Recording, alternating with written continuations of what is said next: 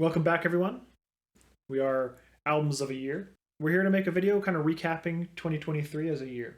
Yes, we didn't upload anything during 2023, but we were still busy listening to music. We didn't actually talk much about music this year, I'd say, during the year. Maybe a little bit here and there. Yeah, maybe giving some recommendations. But Yeah, so this is mostly going to be us not only talking to you guys about what we've been listening to and discussing that, but also kind of for each other, both learning about what we got into this year. Yeah. So I'm a little bit excited. it's been a weird year in terms of my music listening because it's mostly been like playlists. Like I've listened to a lot of music, right? So this year was Yeah. kind of more like music consolidation for me, where I was going back to like my liked songs or different playlists I made over those years and like exploring those artists more in depth. Every 3 years, almost on a cycle, I've had like a Basque year where I just kind of like get into the music that I had explored the last 2 years and get a more deeper connection to it. Yeah. So like, yeah, ever since I started really listening to music in like 2014, every third year or so has been one where I kind of ignored new releases and just, hey, I actually wanted to listen to this album again. You know, I listened to it, but I didn't really get into it. And so I just made a list of albums to kind of keep listening to. And so that was this year, because I think that 2022 was a really major year for me getting into a lot of new music. I mean, that's when we had our channel mostly running. Mhm. But also, even besides that, like I was listening to a ton of new music. I really built up my CD collection a lot more for my car. And that's kind of the main way I was getting into music, was I'd find an album I like, I'd buy it on CD and actually listen to it for real. Yeah. In 2023, you know, I wouldn't say I got into a ton of new music, but I did get a deeper connection to ones I already liked. Yeah. So I think our first kind of topic of discussion today is going to be the artists or genres or just kind of style of music that we both were into this year. So I guess I can start. It's been really weird. It's been split between like three kind of sections of music that are all like really distinct. One has been exploring more symphonic metal, specifically symphonic black metal, but there's also some symphonic death metal and stuff thrown in there. With bands like Shade Empire has been a really big band for me. I just was like getting into their discography. They don't have their full discography on Spotify, but I've been listening to what's on Spotify. I love their sound. I've been mainly listening to that band and like similar bands like Stormlord, who, you know, also symphonic metal. So yeah, that's like the first kind of section of music. But then also I've been listening to a lot of Eastern Orthodox chant music, mainly because we have an RPG campaign in which like the players, I'm running it, and the players are like essentially crusaders going on a holy quest to another land. And so a lot of the music that I play for that and like just to set the scene and have background ambience is Orthodox chant. Just because it kind of fits the campaign. Didn't that come out to be one of your like most played genres? And it literally was my most played genre in the Spotify Spotify? Wrapped. Yeah. This year I started off listening to music that we actually kind of got into at the end of 2022. So I started to get more into 70s music. I mean, my favorite album of the early 2023 was The Wall. I was listening to that all the time. Up until March, I think. I was like mainly what I was listening to. But then it kind of transformed a little bit into even earlier music. I really got into the Pulp Fiction soundtrack. And so I was listening to a lot of songs that would kind of appear on that. There was a lot of almost like 60s folk or like country. Yeah. There was a good amount of surf rock as well. So like I got into the Beach Boys a lot. Right. Pet Sounds was probably the next album that I was really into in 2023. Right. Pretty much the first half. That was probably my most listened to album. Got it on CD, played it in my car a lot. I love that album. But then around the middle of the year, around the time I went to Portland to see Muse, actually. Great concert. It was a lot of fun. Evanescence opened for them too, which was really fun. But I was actually not listening to a lot of Muse on that trip, really enough. I guess I'd listened to them enough, right? Yeah. So what I was actually into was kind of artists that I, 10 years ago, were really into.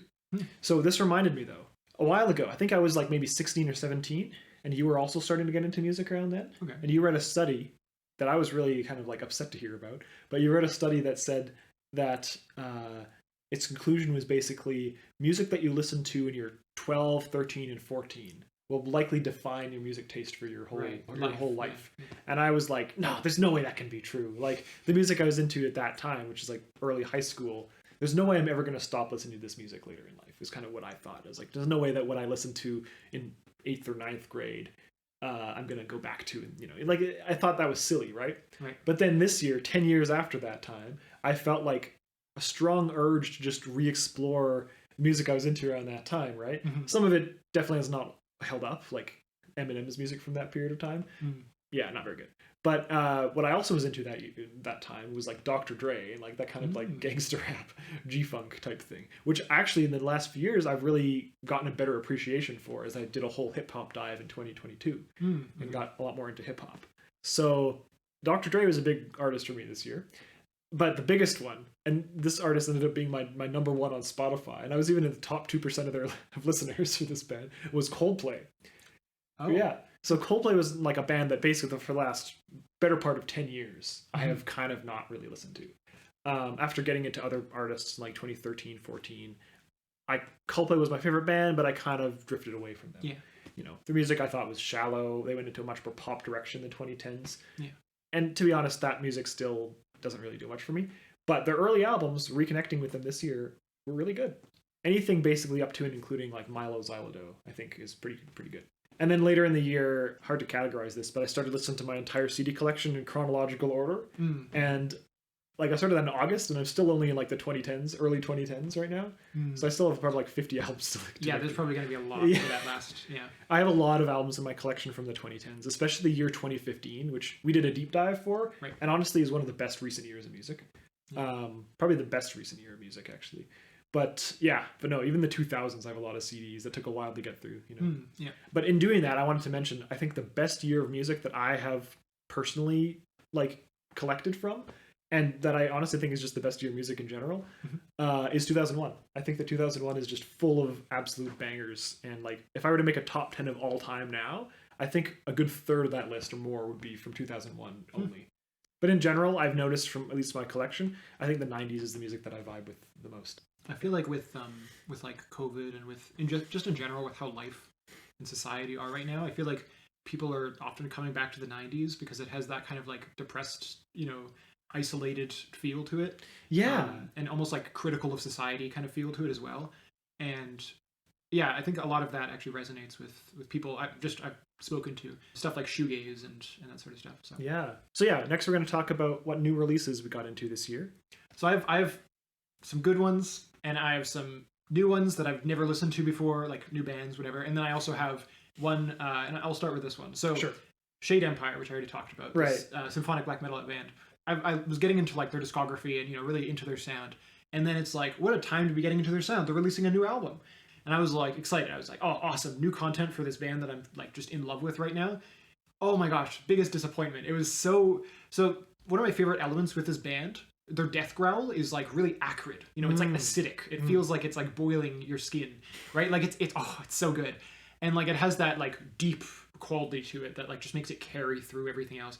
Anyway, so they mostly cut out the death growl and just did like almost auto-tuned sounding like pop kind of singing. Oh. And it did not work. So kind of like what Deafheaven did with Infinite Granite a little bit? Okay, well, I've been listening to Infinite Granite a lot, and I resent that opinion. But people really had I actually like that album, but people had a huge problem that with is true, away though. from the they black did go away from the screaming screaming and to like soft kind of alt-rock vocals. But like the alt-rock vocals are different than this, which are more like, you know, when this did not like, work out with their sound at all. Yeah, within symphonic metal, there's kind of this split that I see where there's like real hard-hitting stuff that you can take seriously, like Dimmu Borgir and a lot of these other bands I'm mentioning.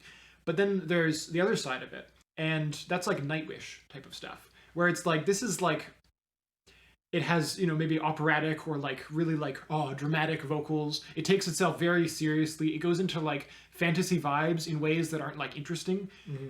And like in general, it just sounds like really bland. And that's like, I feel like what they're going towards, where they've been moving. Also, one of the things that really annoys me about the newest Shade Empire album is that the thing that they keep doing with this album that they've never done before. I don't know why they thought this was a good idea, but like they'll take one riff or like hook or loop or whatever, and then they'll just be like, okay, now we're just gonna have every instrument play the same melody over and over again, and that's most of the song. And that's like so frustrating to hear. When you have like the same melody played in different tracks or by different instrumentation. Yeah, and it's very like, lazy. It's really lazy, and it also makes me feel like, do you think I'm dumb? Like, do you think like I'm simple? Like, for me, it's almost like an offense to my ego, because it's like, you're trying to make a very catchy song, clearly, right? Just by like having this melody hammered into your head so much. And like, it just, for me, that's just like insulting. I think even an average, idiot audience can appreciate some harmonies. Yeah. Yeah. Or like just some variety. Yeah. You don't need to hammer in this melody to make it work. If it's not working on its own, if you can't play the melody through like 1 or 2 times and then it works and people are like, I love that melody. If you have to play it over and over again for people to like it, it's like, maybe just do a different melody. A bit forced. Yeah. Another one is, which is actually a really good one, is the new Slowdive album. Okay. I've been listening to Yeah, Everything Is Alive. I've been listening to Slowdive for a very long time, and they've had like a serious impact in my musical tastes. Well, and speaking of the resurgence of like dream pop and shoegaze and like Gen Z, it's weird that if you look at it, like Slowdive is the more popular band than like My Bloody Valentine by a long shot, and I find that really interesting because for so long, My Bloody Valentine was like the poster child band for shoegaze, and almost their career, some would argue, killed Slowdive's career, right? Yeah. So like the fact that Slowdive now have the longer longevity to their music is kind of interesting. And also I guess they're still releasing music too, so that could be an impact as well. There hasn't been an MBV album in 10 years. So I also think that like Slowdive's sound almost led towards dream pop more, and then you had Beach House and these bands that kind of built on that sound. Those are more, you're right, those follow more from Slowdive's sound, especially on Souvlaki. Rather than like the kind of like more harsh noise aspects that were there with MBV's sound. I feel like those like wall of sound thing, that kind of sound is not as common, but you do still find it. Paranul, like that one artist from South Korea, I think they really go into that more in My Bloody Valentine type sound, and that's popular, but like in an underground sense. What do you think of the new Slowdive album? Really good. I really like how they started it with Shanty, where it brings in like kind of like a harpsichord or something, doing that kind of very simple riff, but it really works to give like a different feel to their music. And then I really liked how they kind of went in, a bit more of an, not necessarily electronic element, but like they brought in pads and they brought in like different sounds that you more see in dream pop. So you can really see that they're embracing, this is where the genre is at right now. This is like dream pop / shoegaze. They're like, this is where the genre's at. We're gonna dive into that and like try our hand at it. And they do it amazingly, and it's just like nice. No, I like that album a lot for it almost being a change in sound for them, but like as you said, fitting in with like the youngins. Like it's cool because they could just adapt to it so well. I like their last album a lot, but I think that some of the ideas kind of ran thin on their last album a little bit, and this one seems a little more comfortable. Also, I think there's a little bit more heart. Maybe there was also heart in the last one, but I felt like it was just solid tracks for the most part. This one felt like, oh wow, this track like actually resonates on a deep level. And like there was a few weeks where I just was listening to it over and over again, like that Everything Is Alive, because it was just like it really resonated with me, and like I feel like just based on all the friends that I've talked to that are just insane about this album.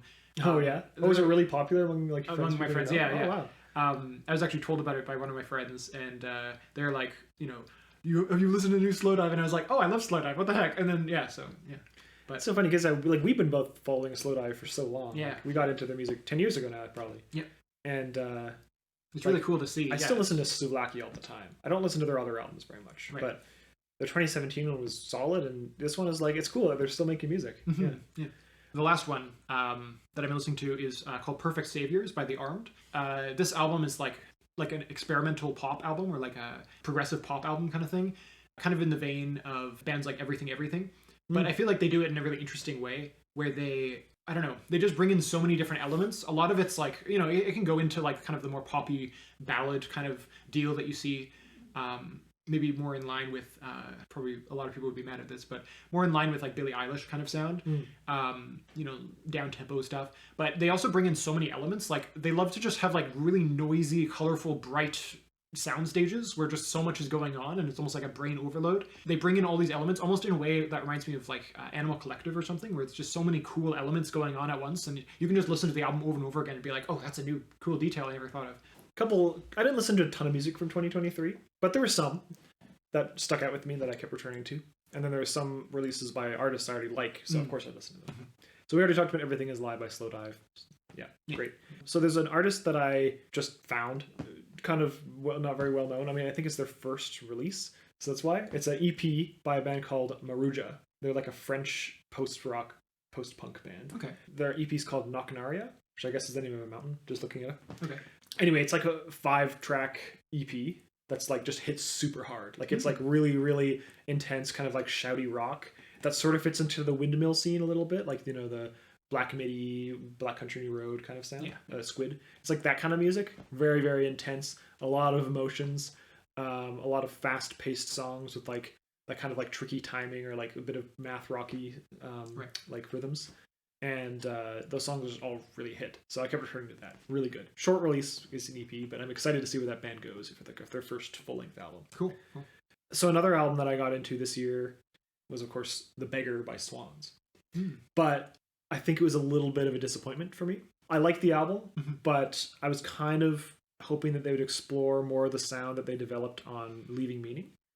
I really liked the aspects of Leaving Meaning that were like really neo-pagan gothic folk kind of things, right? And that kind of sound really worked on that album.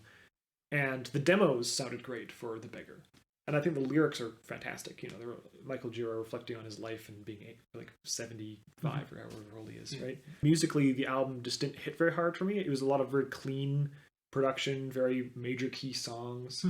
You know, they still have the crescendos with a lot of like, you know, backing female vocal type stuff that they've been doing since the Glowing Man. Yeah. But like, I found a lot of it pleasant to listen to. It didn't have that kind of like bite or that darkness that a lot of Swans albums have. And so maybe Michael's just beyond that kind of music now. Yeah. Just making more pleasant stuff. But like, you know, I didn't find it to be that impactful for me or what I was expecting or had come to expect from a Swans release. Yeah. That being said, this back half of the album is this 145-minute long, like, weirdo ambient track called The Beggar Lovers 3. And it's just like a weird remix of samples of their past music from like their last 10 years of albums in this like really, really weird dark ambient production. So that part's great. Cool. Though not very easy to listen to. You know, you have to kind of like, I mostly listened to it when I was like in bed or trying to like sleeping, and it'd be this thing that washes over you. And that part's cool, but the regular songs on the album, there's some that I really like, but overall maybe a little bit disappointing. But that being said, I'm going to get into it more this year. Yeah, it went completely under my radar. This album. Yeah, another kind of disappointment was I was talking about the Windmill scene, the new Squid. I liked Squid's debut album so much, and I feel like their second album just didn't reach the heights of that one. Just was a little underwhelming, unfortunately. But I'm still gonna follow the band. Also, Windmill scene, Black Country New Road. The frontman left the band after 2022's like really good album, Ants from Up There. So they continued without him, and because the band's like a collective, right? Like there's like I don't know how many members, probably a dozen. Right. So they just switched to a different vocalist, like a female vocalist now. They didn't release an album, but they released a live recording called Live at Bush Hall, and it's really, really good. So yeah, I think whatever new direction they're going to go into is going to be great, regardless of if they have that singer. Cool. I mean, he was a really important part of their sound, but clearly they're okay without him. Yeah, that's a good sign. Because people were worried that they're just going to be done as a band after making 2 great albums. It's like, I think that an album that I really liked from 2023, and this is funny because I feel like I'm not the target audience of this album whatsoever, but I just really loved it. And that's like Olivia Rodrigo's Guts. So I think out of like newer artists or like the newer kind of scene, Olivia Rodrigo, I think, does it the best. Like, I think that her music, I understand why it resonates with so many teenagers. Like, it's like directly to the point, very emotional, very heartfelt, has lyrics that are directly sort of like that scathing commentary on dating life that you'd expect from like a teenager or a young adult, and it's just like communicated so well and so to the point and with like so many poignant emotions that like even I can relate to it or like enjoy it, you know, as a 26-year-old guy. So I think that kind of stuff's great. But just the songwriting is fantastic. It like kind of borrows from like 2000s punk rock. And also from like Taylor Swift. It's like a kind of fusion of those types of sounds, right? And I think it works really well. And I think that she communicates like her emotions, desires, feelings, contradictions, and insecurities like so well in these songs. So cool. And also there's a bit of a dream pop like shoegaze side to it too in a couple tracks, which I'm like, it's coming to this too. Like, you know, it's just kind of funny how that's so popular right now. So that's actually my album of the year. Crazy. But like, you know, I didn't explore a ton of albums, but that one, like, I was like, oh, I like her debut album, so I'm gonna check out this one. And I just thought it was an improvement in every way, and one that I listened to like the most out of new releases. So yeah, it's funny that Olivia Rodrigo in her like, you know, like breakup album was like more impactful to me than Swans or Slowdive or even the new Sigur Rós album, which I saw them live this year. Right. That was 2020. That was 2023. Okay. Yeah. Ata, right? Yeah. It was good. It was solid. You know, I'm more just happy that they're still making music after like that whole tax situation they were dealing with the last Right. many years, and the departure of the drummer and Yonzi and his partner splitting. Like, a lot of bad things have happened with that band. Yeah. So I'm glad that like they're still making music and still in good spirits and still have art in them. Yeah. But anyway, yeah, I think the new Sigur Rós even didn't hit me as hard as the new Olivia Rodrigo album. I listened to it like a bunch, like maybe Yeah. 3 or 4 times when it came out, and then I was just like, this is a cool, relaxing ambient sound, and then I just never came back to it. So. It doesn't have a lot of impact, I think. No. Like, there's some good songs, you know, especially I think it was like the song Skell, right? Right. Has like a nice crescendo to it. That was beautiful live. But overall, the album just kind of is a little bit forgettable, unfortunately. Not every band can be like Radiohead or Swans and still making amazing albums in their 50s. Like, Well, Radiohead is kind of done, though. are they? They're doing The Smile, right? So that's a weird thing, because Radiohead, yes, Tom York and Johnny Greenwood are now The Smile with Tom Skinner. Yeah. And they're releasing another album, I think, next month or something like that. Right. Yeah. Like, but I think that's more just because they had leftover stuff from their live shows. It's not necessarily because they're actually back in the studio. Like, Oh, okay. you know, I think they're actually going to be done after that, and I think Radiohead will return. Okay, I hope for that. Yeah. There's been a lot of talks about Radiohead returning in 2024, at least to start recording again. Yeah. So there might be a Radiohead album in 2025, and you know what? I'm okay if it's their last one. I'd want them to keep going, but I think it's. Well, I think but they're what The reaching a point in Smile is their doing- life though, where like they're clearly not as interested in just making Radiohead all the time. Right. Yeah. So, I think that what The Smile did is like different. mhm. But I think that like as far as Tom York's sound has gone, it was definitely more like his solo stuff than Radiohead, in many ways. And I prefer Radiohead as a sound. Yes. It's more full, it's more developed, it's often more complex as well in ways that are like really interesting to get into. So I think Tom York as a songwriter is really good. I always love his vocals in whatever project he has too. yeah, And having Johnny Greenwood now is great because then you get all those like kind of like weirdo electronic and guitar riffs and Yeah. orchestration. So it's like Orchestration, really especially. good. But I agree, the complexity isn't there, and I think that's what like Colin Greenwood and like Ed O'Brien really add. Yeah, for sure. So, and I mean, the drumming was just different too. Like Phil Selway's drumming is always so precise and like technical, and then like Tom Skinner's drumming was more jazzy, right? And like so they had a different vibe. Yes. Yeah, I definitely would not complain if there was a new Radiohead project. But I mean, whatever they want to do. Like, I feel like they've released enough good music at this point that it's okay if they just if Amunji Pool was their final album. That's a decent final album It would be, to leave off on. True Love Waits is the last track. Yeah. But I think a lot of people believe they're going to make at least like one more album. I've been listening to a lot of music this last year, and a lot of it's just like all over the place. And so one that's just on my mind, Dark was the Yearling by the Bones of J.R. Jones. They're like a dark country kind of Americana sound, and I don't know, they just have like that kind of not quite cowboy, but like that kind of like grit to them, Like Tom Waits? like swampy grit kind of thing. And I'm looking for more country like this, more Americana country stuff that's like has that darker side to it, that grit, that like almost anger or like edginess to it. It's not quite edgy, but it still has that darkness, that swampiness to it. If you have any recommendations for that kind of music, I've been on a search. Another one that I've been listening to is I don't know how to say it, but it's Maaa. The third A has an umlaut and then et, so like Maat, something like that. By the band Tenny. I've listened to them a lot. I've been following their stuff. They're kind of like a vaguely post-rock, kind of like Norwegian, or like, I think they're Norwegian, folk kind of sound. And they're very dark. They're very like, music you listen to in a basement with no lights on. Or like music you'd listen to in like a haunted house, or walking out through the woods. And My kind of music. yeah, very cool sound this band has. And this album in particular, it has like I think like a snake that's shed its skin. It's like the shed skin of a snake is what the album cover is. Really cool sound. It's like really dark. A lot of the really slow grooves at like 50 tempo or whatever, 50 beats per minute, are like just so impactful and so cool. And I just like listened to them while playing Inscription. For hours, just listen to this album over and over again, because it's just like, it's such a perfect vibe for that game, but also just in general, like going on walks at night, or just sitting down here in this basement with low lights. It's just like an amazing album to have on. So there's Corporal Mente by Corporal Mente. Corporal Mente is kind of like the offshoot of Igor with 3 R's. Oh, okay. Corporal Mente is essentially the singer from that, as well as I think one other member, and they're doing like more that electronic. Oh, so it's literally style. some of the members of Igor. It is the members. Oh, of Igor. okay. Yeah, but it's a lot more orchestral. So it's mostly like big orchestral pieces with opera singing that's really dramatic and intense, and then sometimes some like electronic elements or metal elements touching in, but it's mostly like the orchestral kind of like neoclassical darkwave sound. And they do it so well, and it's their self-titled album, and it's their only album. That's the only thing released. Oh, okay. I think they released it like 10-ish years ago. But there's another one, and this is just completely out there. And it's called Mongo Flash Mob by Splatterpink. I found them because I'm always looking out for like new avant-garde or jazz metal, and this band like takes jazz metal and like hardcore punk, and like they just like mesh them in like really weird ways. And jazz metal to begin with is a weird meshing, so it's like meshing those and then meshing punk into it. They're like such a weird. Their energy is crazy. They're an Italian band. And their like screaming Italian lyrics is always really funny to me. And then also their energy is just like through the roof all the time, and it's awesome.